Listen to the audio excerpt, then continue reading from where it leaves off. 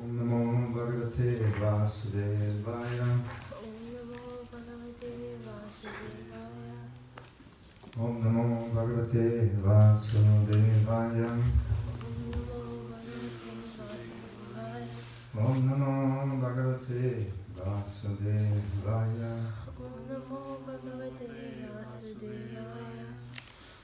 Hare Krishna. Welcome everyone. It's Monday. We're having a Bhagavad Gita discussion class. Or they might call it reading lecture. So excuse my condition. I'm just a little cold, right? You feel cold? Is it warm enough? It's cold as well. So we had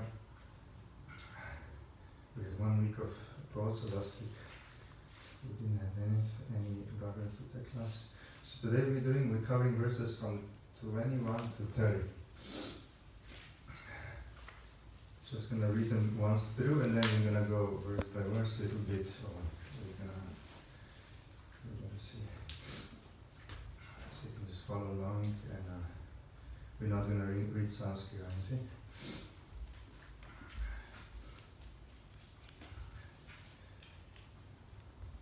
Okay, 21. 11th chapter, entitled The Universal Form. Text number 21. All the hosts of demigods are surrendering before you and entering into you. Some of them, very much afraid, are offering prayers with folded hands. Hosts of great sages and perfected beings crying, "All peace," are praying to you by singing the Vedic hymns. 22. All the various manifestations of Lord Shiva, the Adityas, the Vasus, the Sadyas, the Vishvedevas, the two Ashvis, the Maruts, the forefathers, the Gandharvas, the Yakshas, the Asuras, and the perfected demigods are beholding you in wonder. Text 23. Almighty Armed One, all the planets with their demigods are disturbed at seeing your great form, with its many faces, eyes, arms, thighs, legs and bellies, and your many terrible teeth. And as they are disturbed, so am I. 24. O all-pervading Vishnu, seeing you with your many radiant colors, touching the sky, your gaping mouth, and your great glowing eyes, my mind is perturbed by fear. I can no longer maintain my steadiness or equilibrium of mind. That's like me, I'm giving class. Text 25. O Lord of Lords, O refuge of the worlds, please be gracious to me. I cannot keep my balance seeing this, your blazing death-like faces and awful teeth. In all directions I am bewildered. 26 and 27. All the sons of Dhritarashtra, along with their allied kings, and Bhishma, Drona, Karna, and our chief soldiers also, are rushing into your fearful mouths. And some I see trapped with heads smashed between your teeth. 28. As the many waves of the rivers flow into the ocean, so do all these great warriors enter blazing into your mouth. I see all people rushing full speed into your mouth, as moths dash to destruction in a blazing fire. O Vishnu, I see you devouring all people from all sides with your flaming mouth, covering all the universe with your effulgence, your manifestly terrible scorching rays. Jai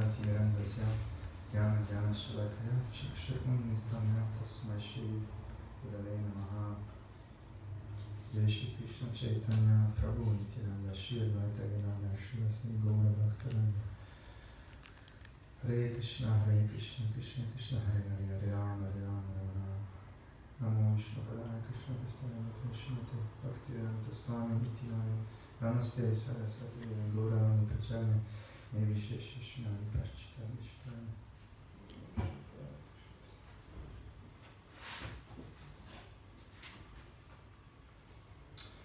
So Hare Krishna. Welcome again. Thanks for coming. So we are now we are going through this part of the Gita. This is now the second third of the Gita, which is so-called, it's part of it's bhakti part, the middle 6 chapters. So I'm just gonna start this machine here.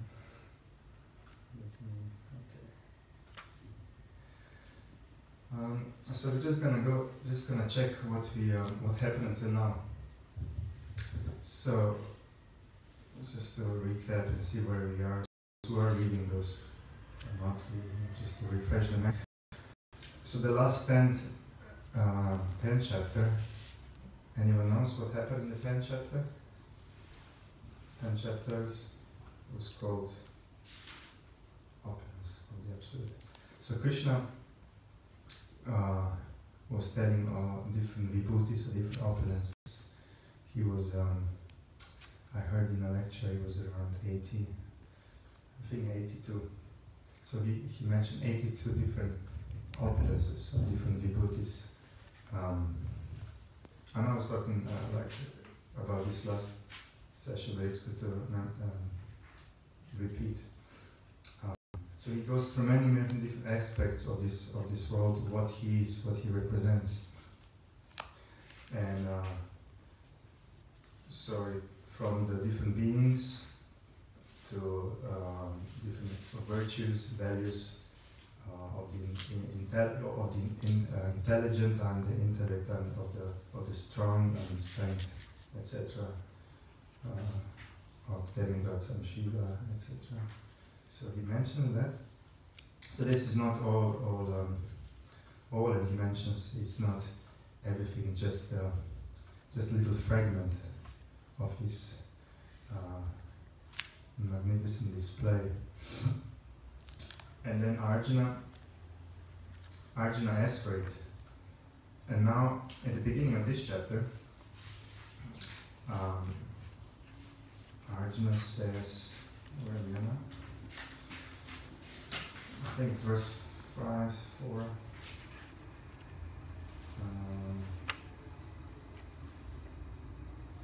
Yeah.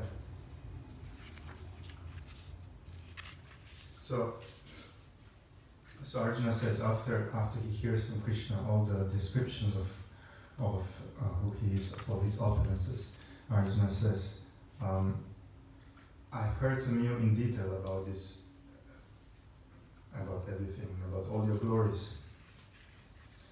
And now I see you, this is one really good verse, maybe we didn't speak about it before, but the verse number 3. Arjuna says, talking to Krishna, and they are face to face there in Battle of Kurukshetra.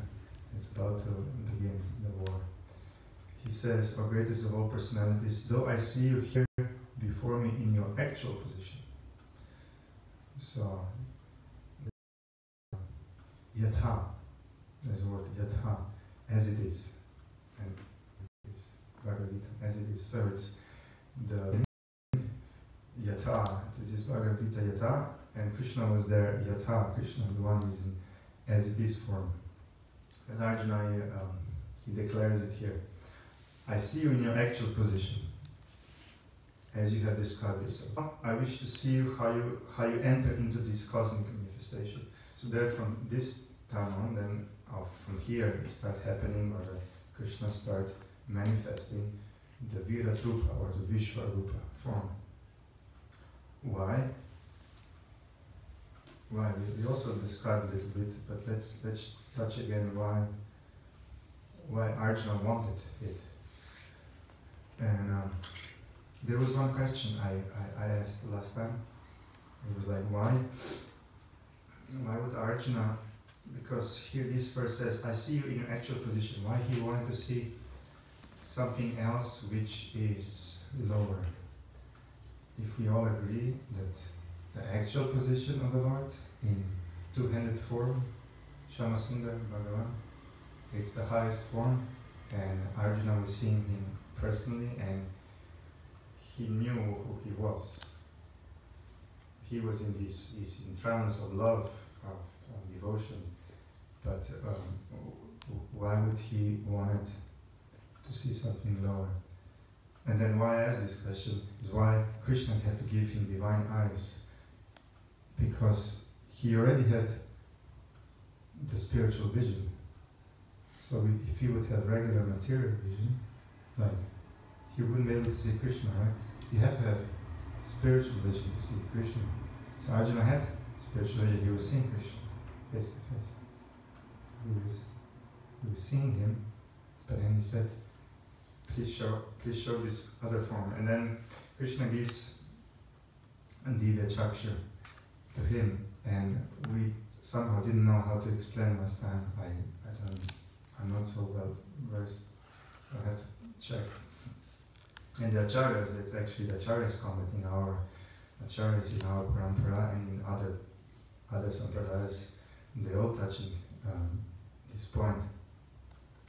Why? Anyone knows? Any guesses? So, just now, sorry.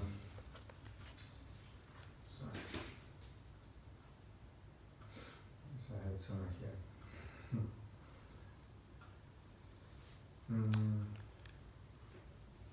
So just established, Arjuna had the spiritual vision. He had Divya Chaksha. So then Krishna gives him Divya Chaksha. So the Acharyas explain this in this case that the Divya means heavenly, can also mean heavenly or spiritual. So he gave him a heavenly vision, or the high material vision, because heavens are still within the material world in the highest planetary systems, but they're not spiritual in that sense. So he gave,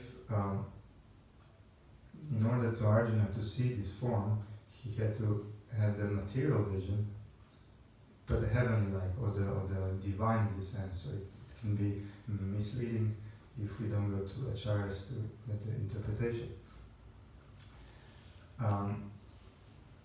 So then Arjuna wouldn't be interested otherwise also. Like Mother Yashoda, she saw this form of cosmic form in Krishna's mouth, and she wasn't interested. We also talked about it, but we didn't elaborate.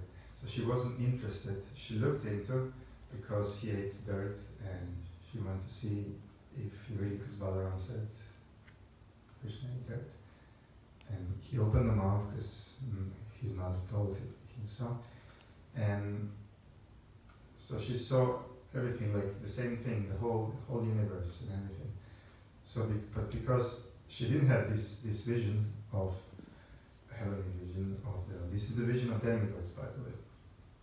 Again, demigods see this heaven. Yeah, of course, they are in heavens. So, so there's different ways. So this is the verse maybe from Brahma Samhita that actually talks about this other vision, which is the highest vision, not Divya Chakshu, but called Premanjana Churita Bhakti Vilochanena. There's a verse somewhere in the middle of 5th chapter. So I'll read the whole verse, it's really nice. Premanjana Churita Bhakti Vilochanena Santashadaiva Hridayeshu Vilokayanti Yamshana Sundaram Achintya Guna Swarupam Govindam Adi Purusham Tamaham Bhajami. Translation is, I worship Govinda, the primeval Lord, who is Shama Sundar, Krishna himself, with inconceivable, innumerable attributes, whom the pure devotees see in their hearts of hearts, with the eye of devotion tinged with the salve of love. So here it is. So the pure devotees see Krishna in their heart of hearts with the eye of devotion. So with the pure devotion, like Arjuna and Mother Yashoda, they see Krishna as he really is when they have the salve or the ointment of love. That's how it is described here. And from the purport of this verse, Prabhupada says, the form of Krishna is visible to that eye in proportion to its purification by the practice of devotion. When the devotion of the neophyte reaches the stage of Bhava Bhakti, the pure eye of that devotee is tinged with the salve of love by the grace of Krishna, which enables him to see Krishna face to face. The phrase in their hearts means Krishna is visible in proportion as their hearts are purified by the practice of devotion.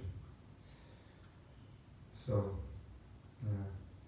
the sum and substance of this shloka is that the form of Krishna is not a mental concoction, but is transcendental and is visible with the eye of the soul of the devotee under trance. So here we go. That's we were trying to explain. And so then we continue here. Krishna gives him these eyes and of heavenly eyes and Divya Chakshu, and so he starts seeing this form because he wanted to see, and also the reason you have to mention why. It's for the posterity, for all that will come further, so to establish Krishna who he is, for all the imposters, all those who will try to claim they are God. That's way of establishing, or having like a check. So said, please, sir, if you claim to be who you claim to be, like Supreme Lord, or whatever, we have this many claims still in this age, still now 2019, there are people claiming that. So there's prerequisite. They need to be able to show universal form. So this was also established here for the future.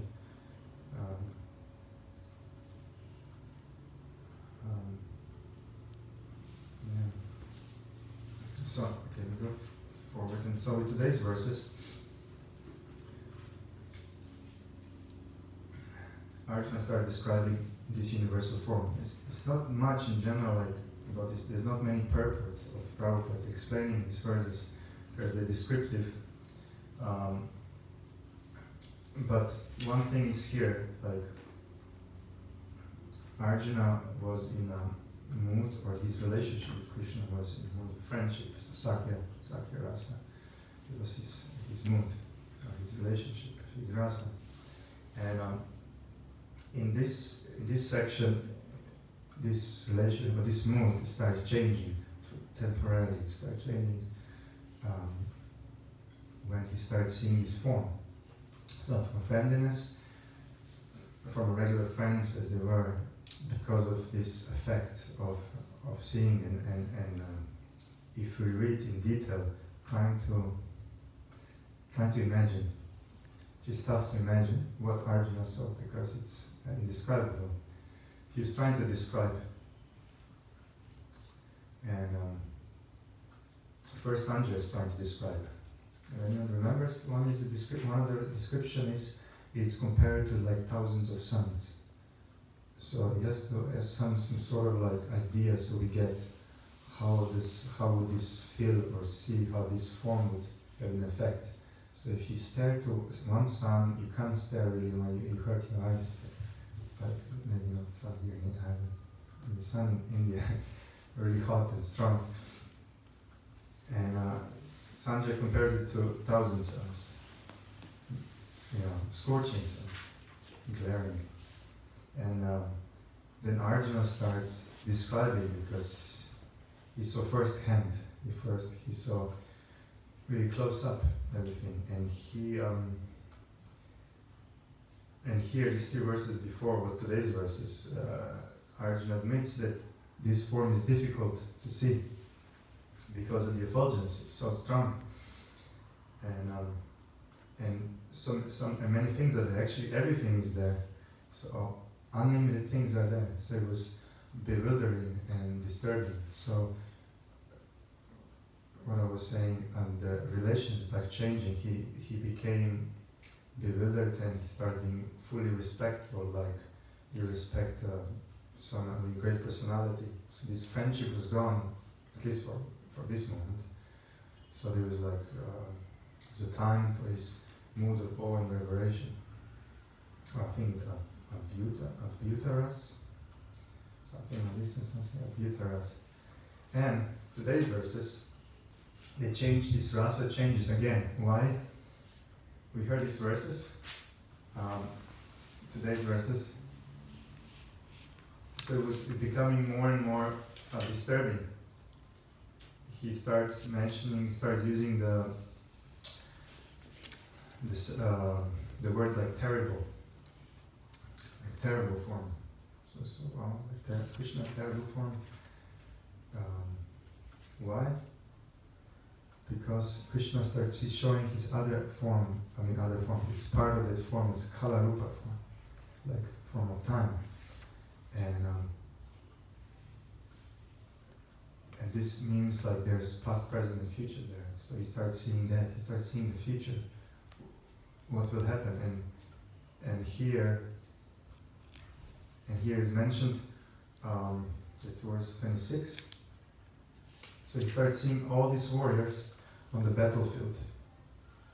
They start floating or flowing into Krishna's mouth, into the mouth of this Vira Rupa form, dying.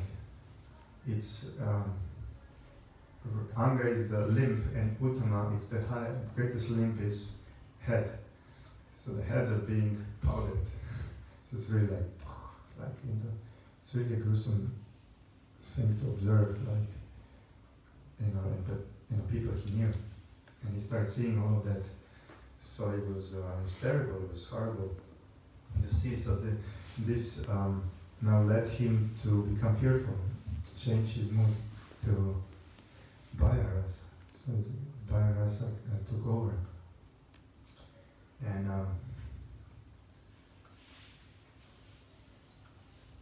one more note here, just like a few verses before. It mentions that first he starts observing others being fearful. Before Arjuna becomes fearful, he sees hosts of great sages and perfected beings crying all peace. So everyone was disturbed in universe, seeing all those who saw. So all those demigods who had this vision, which again, forgive me, last time I said only Arjuna saw it and Sanjay saw it on this planet, but higher planetary systems, they were all observing this as well. So they were all seeing this, and they were becoming perturbed. All planetary systems, it's mentioned here, perturbed. So it's like you're here. Let's say you're here, you're alone, and it's all peaceful and all, and everything's alright. And someone enters here, like being really fearful, and you can see the pale face and something horrible happen. And as soon as you're kind of yourself becoming fearful, because something is happening, this person is going to tell you something, and it's going to affect me because there's some fear there. So Arjuna's first time becoming fearful from all this, everyone else being like afraid, and they just aggravated, and then he himself became like completely bewildered, and he later on we'll see, or we'll hear, he requests Krishna to show him his original form again. That was just too much.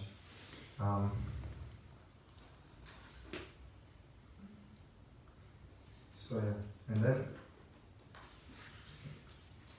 there are these two verses here, 28 and 29. One of them is, both of them are comparisons. One says, as the rivers flow into the ocean, all these warriors are entering into your mouths, blazing. And the second one says, I see all these people rushing full speed into your mouths as moths dash into destruction in a blazing fire. So he's like describing how he sees, why he's mentioning two different ways, because they both describe the same thing, how they're coming in and dying, how the living beings, those living beings there, the sons of Dhritarashtra, Bhishma, Drona, Karna, and his soldiers on his side, and Arjuna's side also, not only other side. So almost everybody starts dying. Why? So these two verses distinguish here different way of leaving the body, or because it is inevitable to die, but it depends how you die. It can be here as a river. As a river flows in the ocean, it comes to the ocean and doesn't lose itself. I mean, it merges, okay, but it's not finished.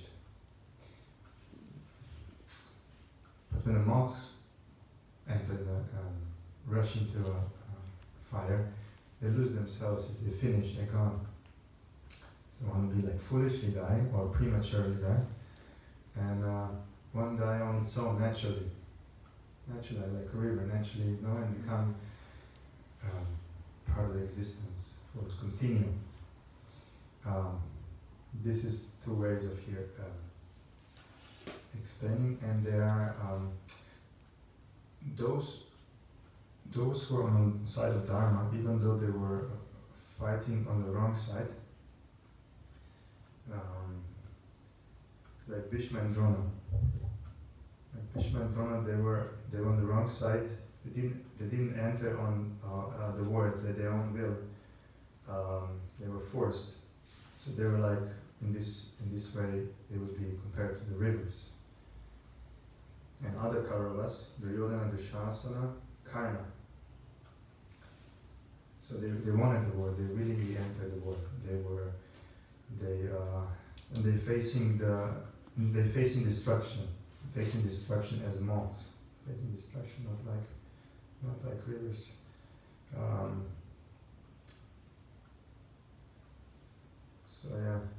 So the moths, or those who are compared to moths, they will just continue continue the existence, birth, death,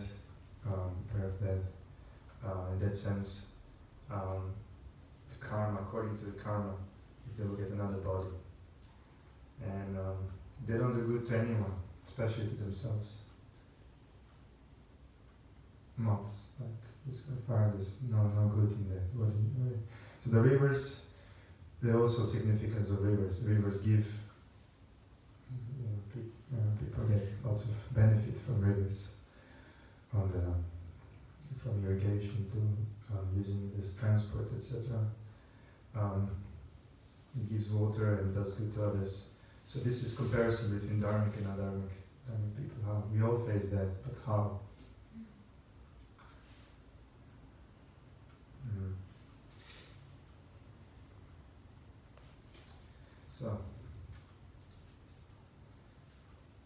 So we see here lots of here we see the destruction or the destructive nature of Krishna, and that's it's all included in self, in Krishna.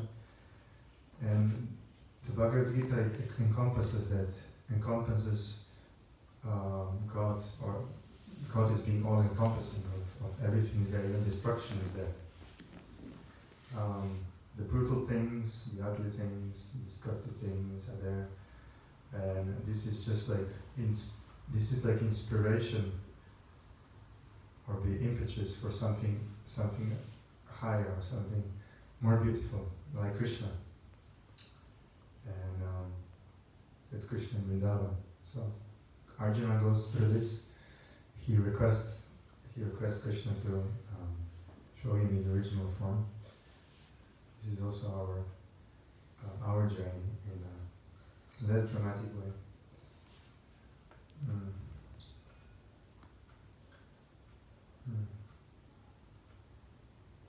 Any questions so far?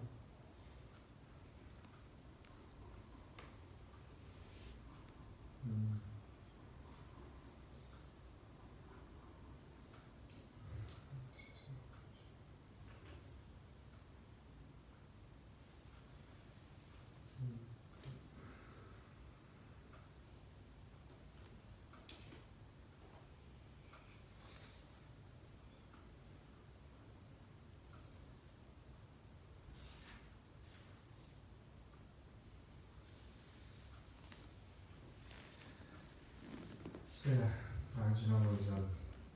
Arjuna's going through lots of perplexion here. Yeah. One more thing about the universal form, it's he was completely Krishna in that time. Krishna, his original form, was Arjuna completely forgot. It was so bewildering. And here it's mentioned Vishnu. He admits this is Vishnu. So he doesn't call him Vishnu before.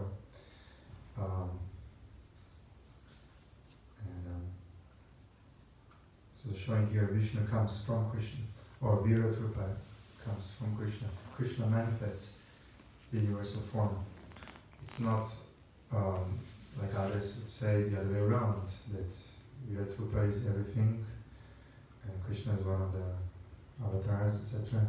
It's basically here on Bhagavad Gita, in the holiest scripture, that Krishna showed this to Arjuna. He showed it to others. issued to Duryodhana before for different purposes.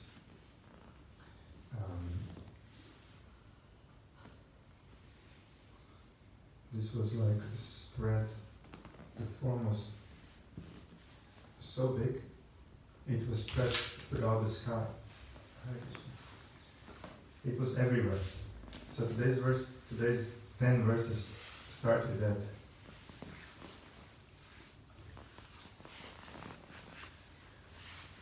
Although you are one, you spread throughout the sky and the planets and all spaces between.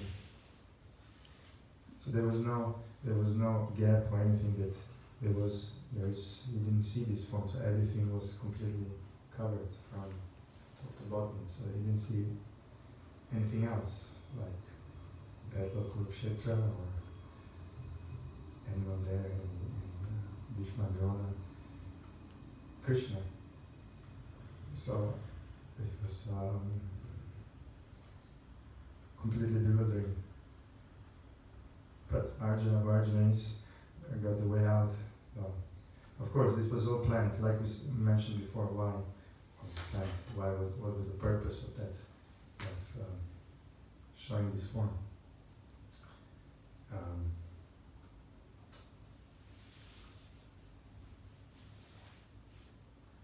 This is just one purport from Bhagavad, 3rd canto, 6th chapter. Talks about Virat Rupa form, the gigantic universal form of the Lord, which is much appreciated by the impersonalists, is not an eternal form of the Lord. It is manifested by the supreme will of the Lord after the ingredients of material creation.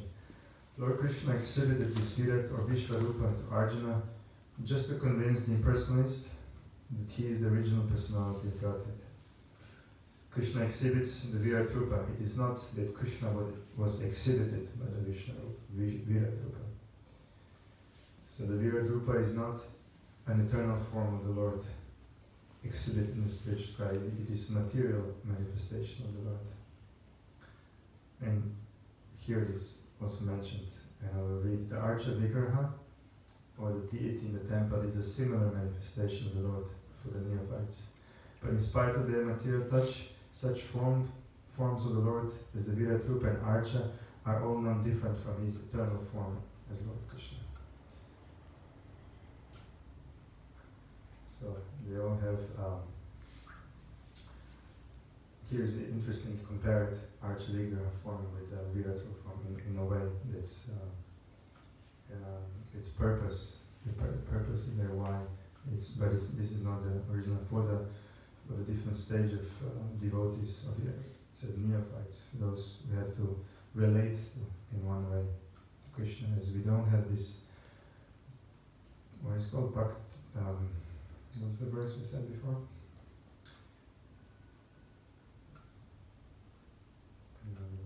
Premanjana Churita Bhakti Virochanena.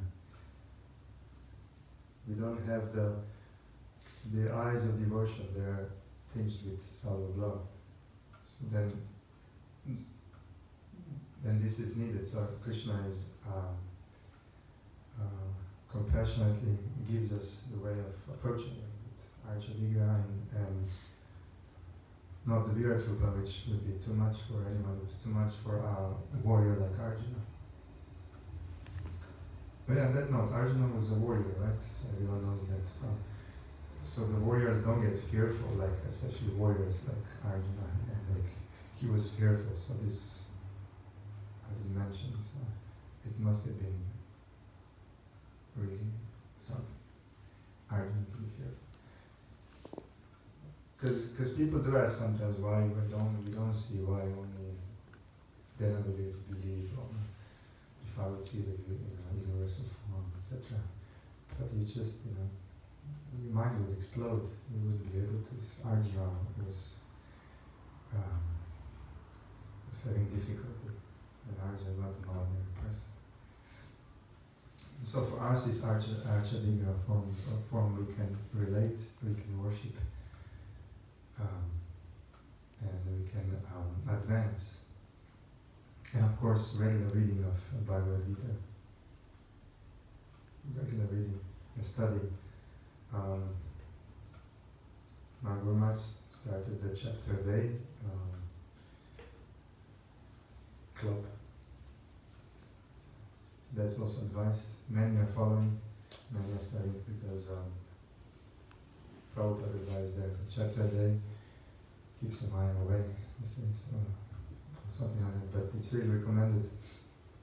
At least if you don't have any time, at least chapter a day, which depends on the chapter. It can be 5 minutes, 10 minutes, maximum. This much time you can have to go and hear the direct words of Krishna. Even this chapter, it can be, well, but and it is sometimes recommended. Sometimes recommended, depends where the person is to worship, to see Krishna in everything. As you are the tasting water, you are the strength of the strong, and the beauty, and the flower.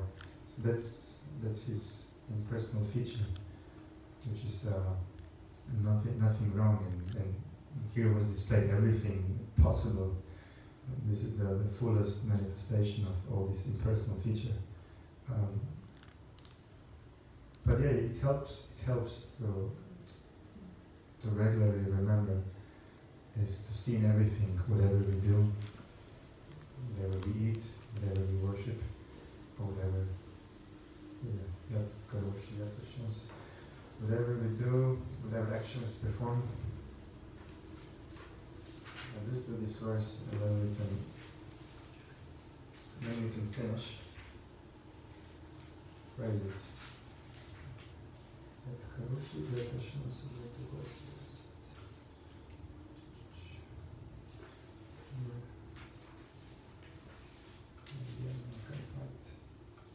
There it is. It's 9:27. Yat karoshi, yat ashnasi, yat juhosi, yadas yat tapasyasi kantya tat kurishvam adarpanam. Krishna says, whatever you do, whatever you eat, whatever you offer or give away, and whatever austerities you perform, do that of some activity as an offering to me. So there we go. That is an easy way of constant being in remembrance of Krishna in all practical ways. There's always everything we can relate to, and anything we do, we can relate somehow to Krishna. We find a way, or we ask if we don't know, I do this, can I relate? How is it I'm doing this for Krishna? So this is the way of devotee, or the way who's aspiring to become pure. Is to purify him or herself by connecting everything, by doing bhakti yoga, by doing the yoga, by connecting everything with Krishna in one way or the other. And with time, we're persistent training sadhana and doing japa, we are voluntarily remembering Lord. So I'm going to do japa every day. I'm going to remember the name of Lord and His pastimes and His instructions in Gita and Bhagavad. In that way, then Krishna reveals Himself according to our level of surrender, level of our adhikara, our qualification. And this makes us qualified. This makes us qualified, so we need to make ourselves qualified, so we need to deserve, then desire, as they say. I want to see God, I want to be, I want to, so now we have to desire and to make ourselves deservable. And the acharyas and our gurus, Srila Prabhupada, they advise what we do.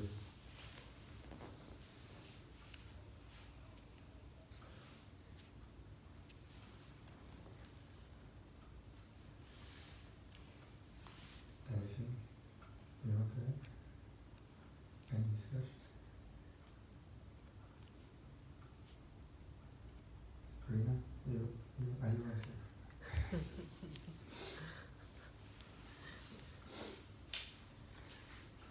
So next time we will continue from verse 30, which is 11:30, right? Which I thought I'm doing today, which is a really famous verse. No, 31 is really famous. Oh no, 32, sorry. Kalasmi Lokakshai Krit Prado. Kalasmi, it's a time I am the great destroyer of the worlds. I have come here to destroy all people. So this we're gonna do next time. This is the part. So Krishna will start unwinding the form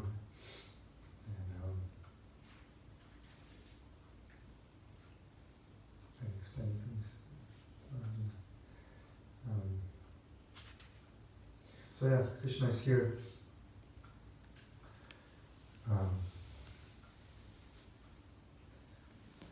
Of course, Arjuna got really fearful, but he was himself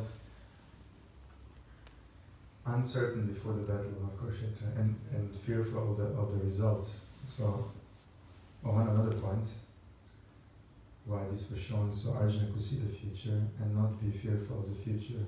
So to see that Krishna is in control and this will happen. So don't worry, just surrender and you'll be victorious. So that's another point of why. So Krishna, God, he always does things in a many-layered, multi-layered his pastime, his dealings. There are always many. I'm sure acharyas they explain many other things which I didn't grasp. But I hope it made some sense or some clarity. No. You okay?